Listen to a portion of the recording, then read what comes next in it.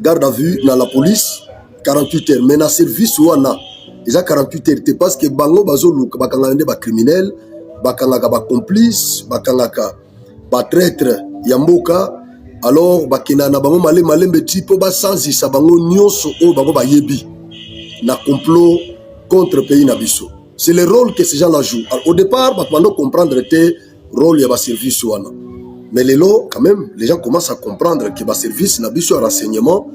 Quand bakangi mutu garde à vue et qu'au-delà de 48 heures, les Congolais ça la suite parce que va comprendre déjà que le service va rendre un bon service, va traquer les biso, va complice nous surtout dans bango.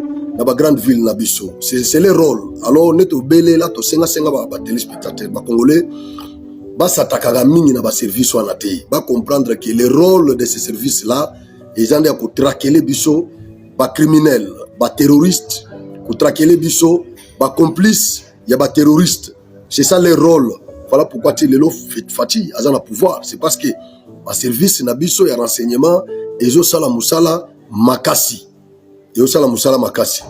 Alors, Emmanuel Ramazani Chadari a senti Makambo Belé a révélé plan caché. Il y a Joseph Kabila. Makambo Belé, Moussous n'a pas touché en awa, mais Moussous n'a pas touché te, Tobo Maona nous sekele, Tokinena nous parce que audition, ils ont continué. Ils ont continué, tout le monde a côté Gossukela. Alors, mardi à l'élone na ibisa ibino ki ba jeune ya Goma ba organizaki marche moko de grande envergure, une grande manifestation contre ba terroristes ya M23 na ibisa ibino ki ba jeune toutes les forces vives ya ville ya Goma ba braver peur, ils ont bravé vraiment la peur ba affronter banguna na biso ba affronter banguna marche wana bien qu'ils a étouffé mais quand même ba manifester. Manifester, ils ont fait quelque chose. Ils ont fait quelque chose. Voilà, c'est tout ce dont nous avions besoin. Bano senga, ba jeune ya bamboko wana bazona no courage ya ko sala et acte bango ba sali. Ba selera ba uti ko organiser marche na bango awa. Problème ezala été. Mais tango komi na tour ya ba vrai congolais, marche na bango ba kotaki na Rwanda na Giseni, bazoli biso ba Rwandais, ba memi bango kotoyo ba yeko manifester. Mais awe comme na tour ya ba vrai banoko ba vrai congolais bana mboka ba manifester contre bango ba la kisa bango ke bato ba manifester ki awa ezaki ba rwandais obino bokeno zona Rwanda boyaki na bango awa c'était pas des congolais mais awa siko comme tour ya ba vrai congolais ba manifester bazo évoquer raison ya situation sécuritaire ou ils précaire mais tango bango ba manifester ki wana situation sécuritaire ezaki précaire. Mais na tour sur quoi ba vrai congolais ko manifester situation sécuritaire ya Goma est comme précaire. Bazana Kobanga, ils ont compris que ba congolais balingi bangote et que ba congolais ba découvrir buzo bana bango nyonso o bazo salawana. Bravo na ba garçon nyonso ya Goma o bazai na balabala lelo. Ya lusha ba mouvement nyonso citoyen. Bravo na bino toutes les forces vives de la ville de Goma.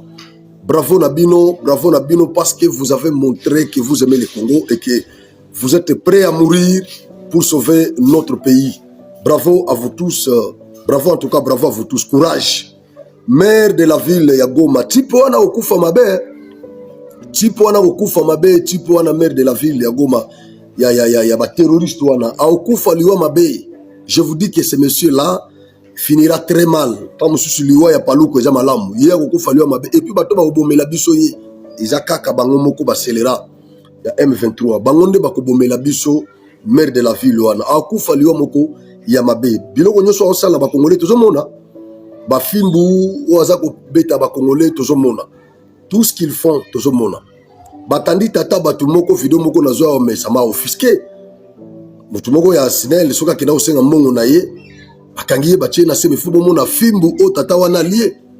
Fimbu bakanza kutu ezaki ata bien. Bato balobi ke bango bayeli biso démocratie. Bango baye ko libérer biso la dictature ya Chilombo o babenga Chilombo. Mais Félix ne tigala ko fouetter ba Congolais.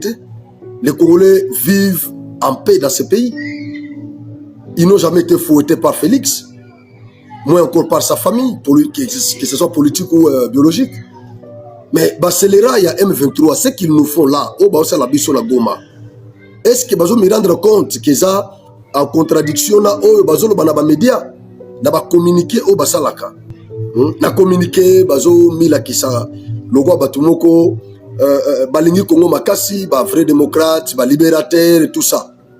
Mais en pratique, ce qu'ils font sur les Congolais, c'est autre. Vous pouvez imaginer un père responsable d'une famille. Bozuye basoda ope baso betana bando viar batmo ope malongate batandi tata wana na se fimbu babando beta na miso ya batopi bazo bango monde bazo filmer. Est-ce que bazo comprendre que baza ko violer ba instruments juridiques internationaux et belé oza ko protéger ba droit ya ba congolais? Est-ce qu'ils se rendent vraiment compte na makambo ba sala? Est-ce qu'ils comprennent la gravité de ce qu'ils font? Hein? Les Congolais au Baza Moussika, ils doivent comprendre que M23, ces scélérats, ne sont pas venus pour nous sauver, pour nous délivrer, parce que nous ne sommes pas sous une tyrannie, nous ne sommes pas sous une dictature. Félix est un grand démocrate, prévenez que les loyaux, médias, Batutu, n'importe qui, Akoloba, tout ça. Félix est un grand démocrate, Bazo Finga à longueur de journée. Ils n'ont jamais été tracassés. Mais bokene na M23 bomona o ezosale makuna bokende gona bomona alors na pesi lisusu longonya na général Sylvain Ekenge. Bravo encore na général Sylvain Ekenge, mon général, quel que soit ici ka Ozali Toki qui est battu Nandolo, va suspendre battu Nandolo, bon je n'ai pas de précision, je ne sais pas, mais ça se murmure comme ça que va suspendre et puis battu Nandolo, bon nous n'avons pas encore de précision. Dans le conditionnel, on a un câble, on a une confirmation, mais sinon, on a un déco ébélé, on a confirmé que le général a déjà Ndolo depuis lundi, Oyo, suspenda qui est, même qui est Nandolo. Alors, même ici, Kazali, Azali Nandolo, Azali Banda, Yandolo, Bisso, toujours continuer à encourager le général Sylvain Ekenge. Toujours continuer à sensibiliser les Congolais, battre les mapos, apporter soutien à Bango, moral, en fait, sur tout le plan, le général Sylvain Ekenge qui est un vrai Mouzalendo comme nous, un vrai Mouzalendo, Makambo Sylvain Ekenge à lobby, et ça Makambo, Congolais nyoso ba yebi, Makambo Sylvain Ekenge à lobby, Akosi na eloko moko te. Nous continuons toujours à parler et à renchérir sur ce que le général Ekenge a dit. Jusqu'à ce que les autorités qui l'ont suspendu vont comprendre que les Tutsis ne sont pas nos frères. Les Tutsis ne sont pas nos frères. Les Tutsis ne nous aiment pas. Je suis clair dans un langage très clair. Bandeko, Nabiso Batutsi, Ezala Yanga, Rwanda, Ezala Baoui. Nous sommes au regard de ce que nous sommes en train de voir aujourd'hui. Autrefois, on pouvait les accepter au regard de l'article 10 de la Constitution du 18 février 2006, la Constitution des belligérants. On pouvait les accepter parce que à Sen City, on leur avait accordé la nationalité congolaise collective. Aujourd'hui, ils sont des Congolais. J'en ai déjà abordé plusieurs fois cette question. Alors, mais ce qui nous offusque, c'est le comportement que ces gens manifestent. Ils ont mis en exergue leur mauvaise foi, leur haine contre nous, les vrais Congolais. Ils soutiennent ceux qui viennent tuer chez nous. Voilà pourquoi, aujourd'hui, nous avons compris que les Tutsis ne sont pas nos frères. Les Tutsis ne nous soutiennent pas, les Tutsis ne nous aiment pas. Et donc, nous n'avons rien à faire pour convaincre les Tutsis afin qu'ils nous aiment. Bien sûr qu'il y en a. Les exceptions ne manquent pas. Il y en a aussi qui sont contre ce que Kagame fait. Oui.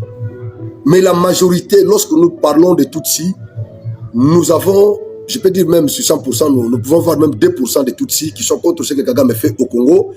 Ils soutiennent les Congolais qui sont tués aujourd'hui, qui sont massacrés aujourd'hui par les tyrans rwandais Kagame. Il y a des Tutsis comme ça qui n'aiment pas ce que Kagame fait. Mais sur 100%, je peux dire, même 80%, 90% de Tutsis soutiennent Paul Kagame, soutiennent ce que Kagame fait. Vous voyez? Voilà pourquoi, à notre niveau, en tant que de vrais patriotes, des Congolais, qui ont le sang de Lumumba. Nous sommes là derrière notre chef de l'État qui se bat contre ces scélérats. Et comme général Sylvain Ekenge nous a soutenus dans ces combats, voilà pourquoi nous aussi nous sommes derrière lui, parce qu'il a parlé comme nous, dans un cadre officiel. Bah s'attaquer naïe, bah suspendre, mais namitema parce que bah suspendre na muso baza ba congolais. Bah yebi que makambo général à lobby eza solo. Mais comme na niveau diplomatique déjà toujours longa, voilà pourquoi bah sali nenyoana pour ba la kisana ba occidentaux que muto ya tenir ba propos o bino bokondanaka o bokanisa keza xénophobe, eza discours ya haine, tout ça raciste, tout ça. Alors mutuana to sanctionner c'est que ça n'engage pas le gouvernement congolais. C'est ça la politique, c'est juste pour soutenir la démarche diplomatique, mais à niveau nabiso, biso ba citoyen congolais, biso ba toza na niveau diplomatique té, toza na niveau ni niveau mogoté, biso bandeko oyo, tozo soutenir Congo. Nous sommes là pour soutenir le Congo, c'est le seul pays que nous avons au monde, c'est le seul pays que nous avons sur la terre, c'est le seul, je dis bien le seul pays, à part le Congo, nous n'avons pas un autre pays. Nous sommes derrière le général Sylvain Ekenge parce qu'il a parlé comme nous. Général Sylvain Ekenge, Azana Kibobiso. Ah oui, Azana Kibobiso. Voilà pourquoi nous sommes derrière lui. Bandeko, nazo tche la bino vidéo mokoboye ya une dame Tutsi pour comprendre pourquoi nous soutenons général Sylvain Ekenge. Bon, dans la vidéo, je crois que Nako expliqué bino et na Kinyarwanda. Alors, Nako expliqué bino ce que la dame a dit. Hein, ce que la dame a concrètement dit. Na katia vidéo, comme ça vous allez comprendre entre celui qui a sanctionné le général et le général lui-même qui a raison. Qui a raison. Suivez la vidéo.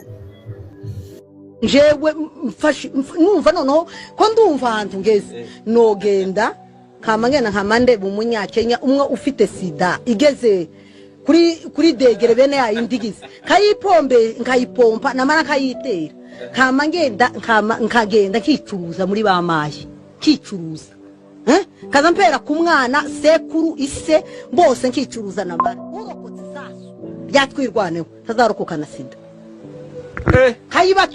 kayibatera umusazu wanje basi nuko kuko nubundi ni mafu ukitera sida ukaja muri mayimana cyane nkayirwanisha umubiri wanje ntaho bitane no kugira ngo bakurase kuko uba wariyemeje ga nubundi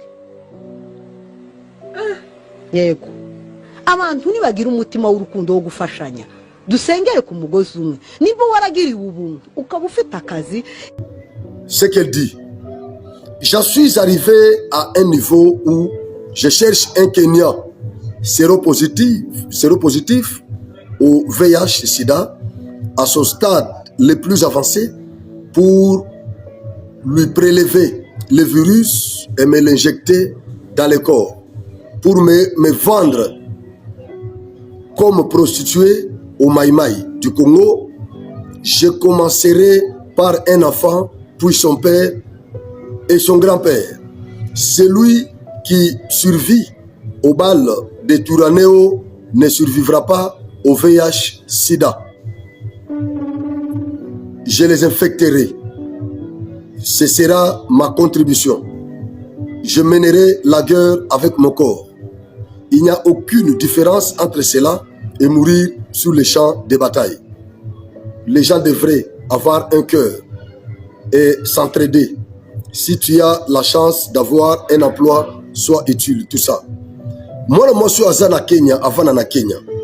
La dame que vous voyez, avant à Kenya. Mais elle a travaillé en coulisses pour le M23. Elle a moko ya Turaneo. Turaneo n'a expliqué que Turaneo est un mouvement armé. Il y a Banyamulenge. Il y a Banyamulenge. Va créer un mouvement armé. Dans le M23. Et hier, au bout de sa biso, mouvement wana baké pour soutenir M23. Naba Red Tabara Batutsi Burundi. Ba hauteur ya tentative ya coup d'état il y a 2015 na Burundi. Barata yango abakima ba kovanda bakenda Rwanda Kagame zo bango akenda ko installer bango na haut plateau ya Minembwe. bazako travailler en connivence na Baturaneo, bazo menacer et le Congo et le Burundi. Alors Baturaneo est un mouvement ya mwasi ya Kagame, ne patron ya mouvement Baturaneo wana. Ya Banyamulenge, yende mokonzi na bango. Mwasi oyo azana Kenya azo travailler pour le compte ya Baturaneo. Recrutement kuna ye muto asalaka. Hein? Bajeno nyonso baza recruter na Kenya, tout ça. C'est cette dame ici qui le fait. Alors, écoutez la dame. A commis na niveau yako kanise la biso mabe. A commis na niveau conseil la biso plan yako transmettre VIH sida. Na ba Congolais, bango baso benga bango ba maimai. Mais biso so benga bango ba wazalendo. Pona bango baza ba maimai. Mais pona biso baza ba wazalendo, ba patriotes, ba o bazo mi sacrifier pour sauver le Congo.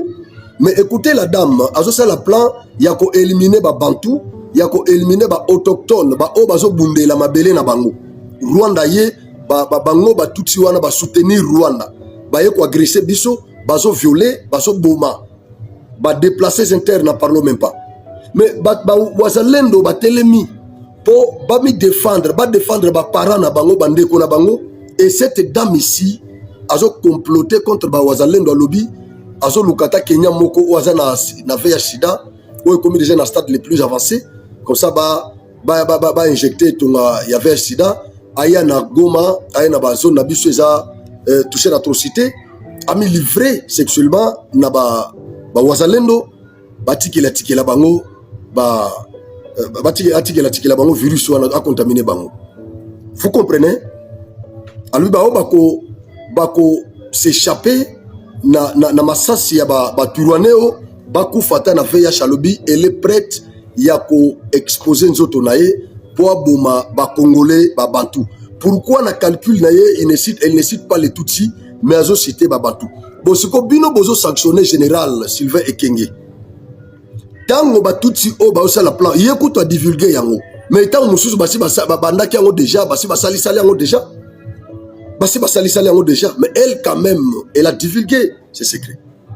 Mais bino bozo sanctionner frère na biso. Sikoyo ndeni ni côté ya Baturané au côté ya ba Rwandais ba M23. Bazo suspendre mona mosote. Pourquoi bazo lukisete ba condamner ba propos oyo? Pourquoi ba occidentaux bazo condamner propos oyo pona nini? Parce que la dame a aussi la plan ya kozwa sida na makasi ba injecter tonga ya sida. Pour aya ko transmettre yango na ba Congolais ba autochtones ya ba moko bango bazo botola. Pourquoi communauté internationale est condamnée mon amour na te ministre belge wana ya affaires étrangères? Pourquoi il ne condamne pas cette dame? Vous voyez comment les Tutsis se comportent. Mais tant au général Nabiso azo s'attaquer na basi ya ba Tutsi. Pourquoi bino bozo lo ba général azana raison te? Mais plan ya boy moi na moi si a aussi la plan ya boy. Moi c'est la plan ya boy. Alors so ba pese munduki abomate. Voilà pourquoi zo mona basi ya Banyamulenge bazo tambola na minduki les armes lourdes. OK na bandundu, OK na ba tribu na biso nyonso ya Congo. Vous ne trouverez jamais les femmes qui ne sont pas dans l'armée marcher avec les armes lourdes. Moi si na kilo na mutu munduki armes lourdes na mukongo. Vous ne les trouverez pas. Mais so beaucoup tango bokende kaka na minembwe côté Banyamulenge côté Batutsi wana. Vous trouverez les femmes qui marchent avec les armes lourdes. C'est déjà un mauvais signe. Bravo na ancien ministre de la Justice Tunda Yakasenda a continué à nager quand même à Bosani Yemei. Parce que na minute yo Batutsi otozobuna na bango baza soutenu na Yemei. Mais Tunda Yakasenda a comprendre que akendeki mabe azongi na raison.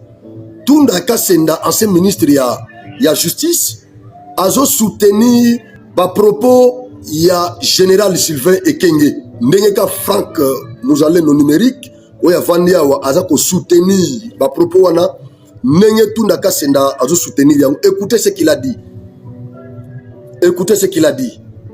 Général Sylvain Ekenge, le général Sylvain Ekenge a dit rien que la vérité. Et c'était le comportement des Tutsis. Ils avaient une mission pour notre pays. Voilà pourquoi les femmes Tutsis se marient avec les Congolais mais elle faisait les enfants avec leurs frères Tutsi pour envahir notre pays.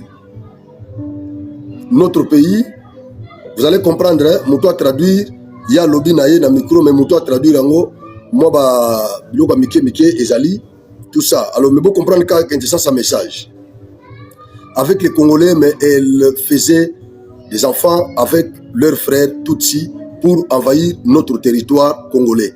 Un jour, nous avions eu même à discuter autour de cette réalité dans les régimes passés avec quelques collègues anciens ministres. Donc, c'était déjà un système chez les Tutsis. Une fois qu'elle a 5 enfants avec un Congolais, soit elle t'empoisonne, soit elle crée le divorce. Je sais de quoi je parle. Même la communauté Tutsi sait que j'ai dit la vérité. Alors, dans ça, il n'y a pas de discours de haine, à part une vérité absolue. Ça, c'est l'ancien ministre de la Justice, Tunda Yakasenda. Il a soutenu les propos du général Sylvain Ekenge, les propos que moi-même, je soutiens. Moi-même, je soutiens. Alors, je vais maintenant aborder la question des révélations troublantes de Ramazani Shadari. On ne peut pas nous intimider. Shadari a révélé plan B, il y a Joseph Kabila. Bah, service la biso à renseignement, il faut toujours qu'on soutenir yango. Il faut qu'on accompagne bango. Na musalo bazo saleza musala makasi. Il faut qu'on accompagne bango.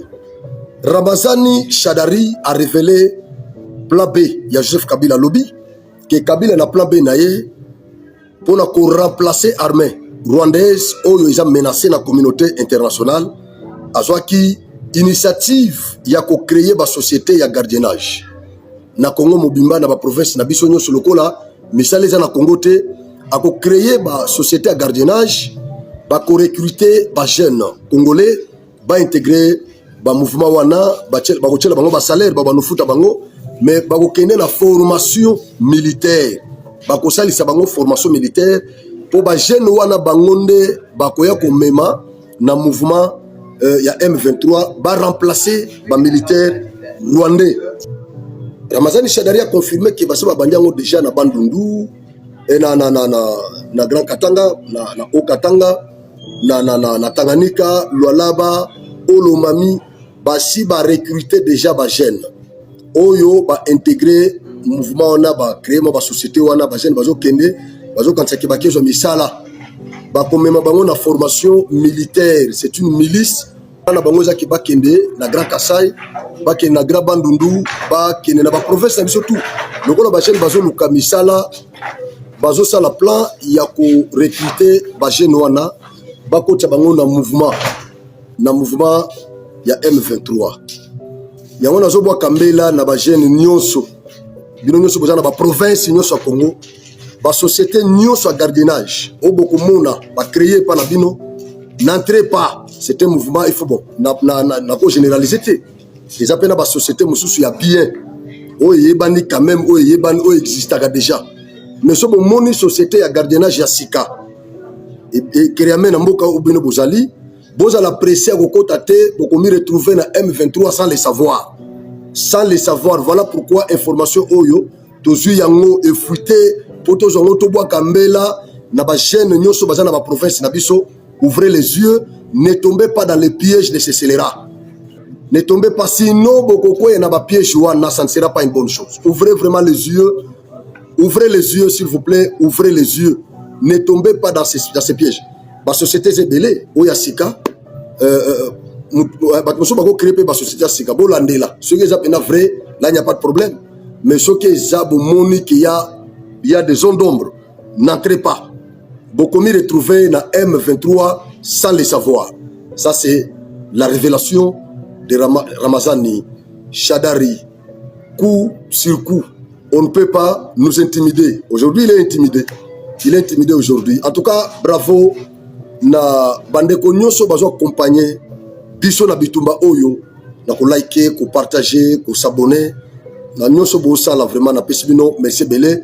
Périple na biso et je continue toujours tant que zonga na ba installation na biso na plateau na biso traditionnel na ko signaler bino que tozongi déjà le périple na biso et je continuer toujours na recherche ya ba info. Je crois qu'il y a un retour na ngai na bombarder mabe na bombarder pena babe bo mi préparer parce qu'il na ko bombarder na dossier moko bon naza ko étudier ou nazo travailler naza na dossier wana retour na ngai. Je crois que ça sera catastrophique. En tout cas, merci beaucoup. Nabino nyonso bolani ngai o sala nde bomesana o sala like pour partager, ça sera une très bonne chose.